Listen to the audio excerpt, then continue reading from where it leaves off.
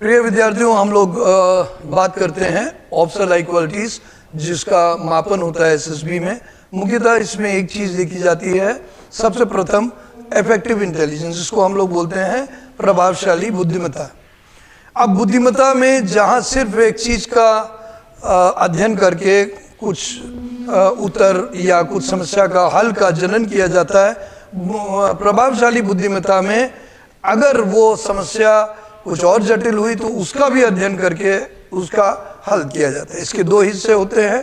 एक प्रथम जो हमने आपको बताया कि प्रयोगात्मक रूप से, थ्योरी नहीं, प्रयोगात्मक रूप से कार्य करना। दूसरा होता है संसाधन में होना। संसाधन में माने संसाधन का जनन करना, विचार जनन करना। मान लीजिए आपको एक परिस्थिति दी जाए जहाँ पे जो हल है उसके बावजूद एक जटिलता आ जाए, तो अगर आप वो करने में सक्षम हैं तो माना जाएगा कि आप में प्रभावशाली बुद्धिमत्ता अच्छी है। तो कृपया उसका परिचय दें और इसको अभ्यास करें और आप निश्चित सफलता पाएंगे। धन्यवाद। विद्यार्थियों, हम लोग बात करते हैं OLQ द्वितीय, जिसको हम बोलते हैं तार्किक क्षमता। OLQ द्वितीय मुख्य रूप से एक व्यक्ति जो भी नेतृत्व करना चाहता है उसमें होनी चाहिए तार्किक क्षमता। तार्किक क्षमता के चार पहलू, एक तो रिसेप्टिविटी, यानी कोई चीज़ को हम स्वीकार करें, अध्ययन करें। दूसरा, उसके बाद जिज्ञासा, ताकि हम उसके बारे में और गहन अध्ययन करके विश्लेषण करें। तीसरा होता है कि लॉजिकल तर्क लगाएं, ताकि तर्क के अनुसार, उस चीज़ के अनुसार दूसरा हल ढूंढ सके। और अंतिम में हल ढूंढना होता है। मुख्य रूप से ये जो चार पहलू हैं यही तार्किक क्षमता को पूर्ण करते हैं। अगर विद्यार्थी इच्छुक है कि वो सैन्य में अफसर बने तो उसमें तार्किक क्षमता होनी चाहिए। एक तार्किक क्षमता का टेस्ट होता है और जिसमें पूर्णतः उसको तार्किक क्वेश्चन मिलते हैं। इसके बाद स्टोरी राइटिंग में, सिचुएशन रिएक्शन टेस्ट में और इंटरव्यू में और GTO टेस्ट में हर जगह उसकी तार्किक क्षमता का विश्लेषण होता रहता है, जो विद्यार्थी को सक्षम रूप से आप प्रदर्शित करना चाहिए और सफल होना चाहिए। धन्यवाद। प्रिय विद्यार्थियों, हम लोग बात कर रहे हैं प्रबंधन क्षमता के, ऑर्गेनाइजिंग एंड प्लानिंग। जो ऑर्गेनाइजिंग मुख्यतः होती है, ऑर्गेनाइजिंग एंड प्लानिंग ही फैक्टर में प्रबंधन क्षमता भी आती है कि आप किस तरीके से कोई चीज़ का योजनाबद्ध तरीके से उसका प्रबंधन कर देते हैं। अब देखिए, आप अगर जब कल को अधिकारी बनेंगे तो जाहिर है बहुत सारी चीज़ें आपको एक योजना तहत प्रबंधन में करनी पड़ेगी। मैनेजमेंट की बात नहीं हो रही, एक तरीके से योजनाबद्ध तरीके से कार्य करना हो। अब जब भी कोई चीज़ का प्रबंधन रूप बनाते हैं तो उसको क्रमबद्ध बनाना पड़ता है। तो आपकी विचार भी क्रमबद्ध होने चाहिए। आप एक परिस्थिति में अगर ये करेंगे तो आप किस तरीके से करेंगे, इस तरीके के कई सवाल आपको मिलेंगे और इनके विश्लेषण क्षमता ही दिखाएगा कि आप में प्रबंधन क्षमता अच्छी है। तो प्रबंधन क्षमता को विकसित कीजिए, प्रदर्शित कीजिए और इसके कई उत्तर आपको इंटरव्यू में भी पूछे जाएंगे। ऑफ कोर्स GTO में भी आपको मिलेगा, SRTs में भी मिलेगा। इसके अच्छे उत्तर देने से आप अपनी ये विशेषता दिखा सकते हैं, उजागर कर सकते हैं और सफल हो सकते हैं। धन्यवाद। प्रिय विद्यार्थियों, हम लोग बात करते हैं quality number 4, power of expression optional qualities में आता है और मुख्यतः ये SSB में इसका मूल्यांकन होता है। पावर एक्सप्रेशन का मतलब होता है अभिव्यक्ति की क्षमता। अगर आप अच्छे वक्ता हैं, अच्छे लेखक हैं, अच्छी तरह अपनी बात को अभिव्यक्त करते हैं, तो जाहिर सी बात है कि आप एक बहुत अच्छा ब्रिज बना लेंगे अपने और श्रोता में। श्रोता माने आपके लिए अधिकारी के रूप में सैनिक। बातचीत के लहजे से आप अपनी बात दूसरे तक व्यक्त कर पाएंगे, प्रभावशाली ढंग से, अच्छे टोन से, अच्छे शब्दों से, अच्छे लहजे से, अच्छे अंदाज से। ये जरूरी है। अगर आप ऐसा कर लेते हैं तो आप, जाहिर सी बात है कि एक अच्छे नेतृत्व का प्रदर्शन भी कर लेंगे और एक अच्छे अफसर बनेंगे। आपकी वक्तव्य और आपकी लेखन दोनों ही क्षमता अच्छी होनी चाहिए और इसके लिए बहुत ज़रूरी है कि आप अभ्यास करें। जिस तरह एक गायक अपने अभ्यास से बहुत ही अच्छा गायक बन जाता है, वैसे ही आप भी करिए और मुझे उम्मीद है कि वो करके आप अच्छी सफलता पाएंगे। धन्यवाद। प्रिय विद्यार्थियों, हम लोग बात करते हैं क्वालिटी ऑप्शनल इक्वालिटी नंबर 5, जिसको हम लोग बोलते हैं सोशल एडेप्टेबिलिटी, सामाजिक अनुकूलशीलता। सामाजिक अनुकूलशीलता का मतलब कि समाज में अपने आप को एडजस्ट कर लेना। देखिए, जब तक आप समाज के हिस्से नहीं बनेंगे, अच्छे प्रभावशाली नहीं बनेंगे, आप कोई भी परिवर्तन नहीं कर सकते। तो आपके लिए ये क्षमता होनी अति आवश्यक है। बाहर से बैठ के आप समाज के दूर रह के नेतृत्व नहीं कर पाएंगे। तो इसका पहला अंश होता है जिसको हम लोग बोलते हैं कि समाज के बारे में बुद्धिमत्ता होनी चाहिए कि समाज इस प्रकार का है। दूसरा होता है कि हमें दूसरों के प्रति सही रवैया रखना चाहिए। और तीसरा होता है कि हम अपने वाक पटुता रखें, अच्छे से बात करें, सही तर्क से बात करें, सही अभिव्यक्ति करें ताकि वो लोग हमारी ये बात को समझ सकें। और लास्ट में होता है कि हर परिस्थिति में अपने आप को सेटल कर लें। तो ये विशेषताएं ज़्यादातर सब में होती है। अगर उनमें कमी है तो उसको अभ्यास करके बढ़ाइए, बेहतर बनिए, एटीट्यूड अच्छा रखिए और सफल होइए और एक अच्छा नेतृत्व देश को दीजिए। धन्यवाद। प्रिय विद्यार्थियों, हम लोग बात करते हैं छठी विशेषता है ऑफिसर लाइक क्वालिटीज को, जिसको कहते हैं कोऑपरेशन यानी सहयोग। सहयोग एक विचारधारा है, एक व्यक्तित्व है। कुछ में सिर्फ आत्म केंद्रित होते हैं, कुछ होते हैं कि समाज के प्रति सहयोग की भावना रखते हैं। जब हम समाज के प्रति सहयोग की भावना रखते हैं, जाहिर सी बात है कि समाज के सभी लोग हमसे जुड़ भी जाते हैं और हमारे नेतृत्व को कबूल करते हैं। यही बात फौज में भी होती है। जब आप एक अफसर बनते हैं तो आप में अगर सहयोग अच्छा दिखता है तो आपकी बातें सब जन समझते हैं, बूझते हैं और सहयोग भी देते हैं। उससे क्या होता है कि संस्था की जो कार्य निपुणता है वो बढ़ जाती है और संस्था अपने लक्ष्य को प्राप्त कर लेती है। तो सहयोग एक अभिन्न अंग है। इसका विश्लेषण आपकी जीटीओ टास्क में, आपकी एसआरटी के प्रति उत्तर दिए उसके आधार पे और इंटरव्यू में आपके साक्षात्कार में जो अधिकारी होता है वो अपने आपके सवाल जवाब से चिन्हित करता है। कृपया उसको अच्छी तरह प्रकट करें और सफल हों। धन्यवाद। प्रिय विद्यार्थियों, हम लोग बात करते हैं सातवीं विशेषता जो ऑफिसर लाइक क्वालिटीज में आती है, सेंस ऑफ रिस्पॉन्सिबिलिटी, जिसको कहते हैं जिम्मेदारी का आभास। कुछ लोग जिम्मेदारी का आभास महसूस करते हैं, अपने कर्तव्य करते समय वो पूर्ण लगन से काम करते हैं। कुछ लोग ऐसा नहीं करते, उनको लगता है देखा जाएगा। देखा जाए में जब ये रवैया आपके हिस्सा बन जाता है तो ये आपकी मनोवैज्ञानिक मनोवृत्ति आप समझ लीजिए बन जाती है। आपका दिमाग इसी तरीके के नज़रिए को, जिसको हम लोग लापरवाही भी बोलते हैं, तो लापरवाही एक गलत विचारधारा है। आपको हर चीज़ में तन्मयता से, जिम्मेदारी से काम करना है। एक होता है कर्तव्यशीलता, इसका पहला हिस्सा। दूसरा हिस्सा इसका अनुशासन, क्योंकि अगर अनुशासन नहीं करेंगे तो कार्य पूर्ण नहीं होगा। इसके बाद आपका आता है कि अपना अच्छी मूल्य रख के काम करें, क्योंकि अच्छे मूल्य सबसे जोड़ते हैं, और अपना 100% है। तो आपने कोई भी प्रक्रिया में, चाहे साइकोलॉजी टेस्ट हो, चाहे जीटी हो, चाहे इंटरव्यू, उसमें इसका आभास करिएगा, जिम्मेदारी से कीजिएगा और सफल होइएगा। धन्यवाद। प्रिय विद्यार्थियों, हम लोग बात करते हैं क्वालिटी नंबर 8, 8वीं क्वालिटी, जिसको हम लोग कहते हैं पहल लेना, इनिशिएटिव। ये सोशल इफेक्टिवनेस तीसरे फैक्टर में आती है, जिसको कहते हैं सामाजिक प्रभावशीलता। आप कब समाज में अपना प्रभाव छोड़ पाएंगे? जब आप पहल करेंगे। तो पहल, इनिशिएटिव, यही बात है कि आप पहल करें, पहले तो आगे आए, आगे बढ़े। दूसरा, चिन्हित करें कि आप सही बुद्धिमत्ता इस्तेमाल कर रहे हैं, और बाद में निरंतरता से उसकी सफलता प्राप्त करें। तो ये तीन पहलू से आपके कार्य पूर्ण होंगे।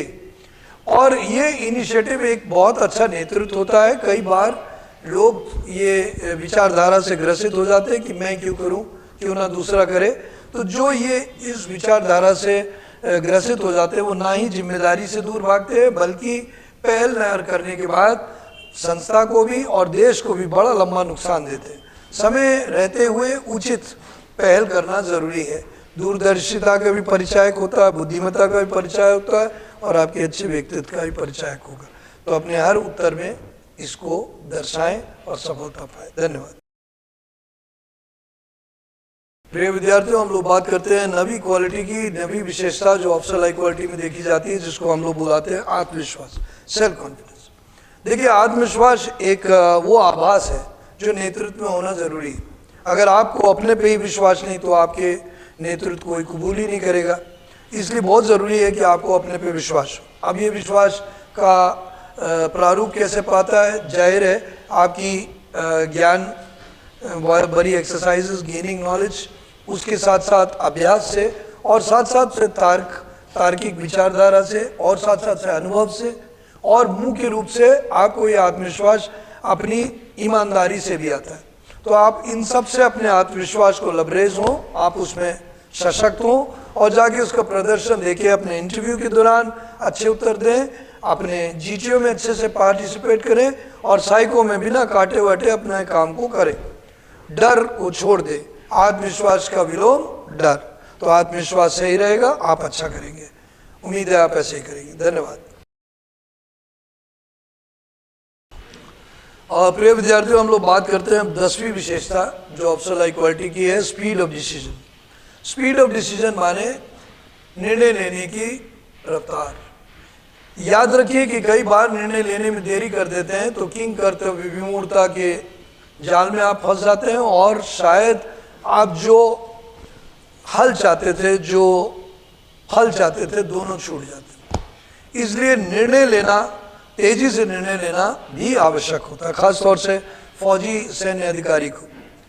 उसको इसमें 4 तथ्य याद रखने चाहिए कि उसका जो निर्णय है वो उचित है, और प्रैक्टिकल है, और कॉस्ट इफेक्टिव, ज़्यादा खर्चीला नहीं है, और जल्दी है। अब ये चारों तथ्य को एक साथ जोड़ने में जो आत्मविश्वास चाहिए और जो स्पीड चाहिए वो बहुत बहुत अनिवार्य है, तभी संस्था प्रभावशाली रूप से कार्य कर पाती है। और ये आप में होना चाहिए, जिसका मूल्यांकन आपके साइकोलॉजी टेस्ट में, जीटीओ में और इंटरव्यू में किया जाएगा।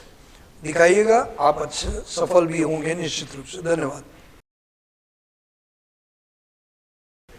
प्रिय विद्यार्थियों, हम लोग बात कर रहे हैं अब 11वीं विशेषता, जिसको हम लोग बोलते हैं ability to influence the group, यानी समूह को प्रभाव करने की क्षमता रखना। अब आप कभी भी कोई समूह में रहेंगे तो किस तरीके से प्रभावित करते हैं? एक तो ज्ञान, आपको उचित ज्ञान होना चाहिए, और दूसरा तर्क, आपकी तर्की क्षमता अच्छी होनी चाहिए, बात करने का लहजा अच्छा होना चाहिए, लोगों के प्रति भाव अच्छा होना चाहिए ताकि वो आपको सहज रूप से स्वीकार लें, पसंद करें। आपका आत्मविश्वास अच्छा होना चाहिए, और इन सब तथ्यों से आपका जो समूह पे प्रभाव सकारात्मक हो जाता है। तो जब आप कोई बात बोलते हैं उसका लोग विरोध नहीं करते, क्योंकि वो जान गए हैं कि आप तार्किक हैं, सबकी परवाह करते हैं, एक समूह के व्यक्ति हैं, आप सबके बारे में सोचते हैं, और यही आपकी एक नेतृत्व क्षमता को सबल रूप से सामने लाएगी। आपको इसका विश्लेषण आपकी जीटीओ में, आपकी इंटरव्यू में और साइकोलॉजी टेस्ट में भी विभिन्न रूप से किया जाएगा। तो कृपया इसको सतर्क और सजग और सक्रिय रखें। धन्यवाद।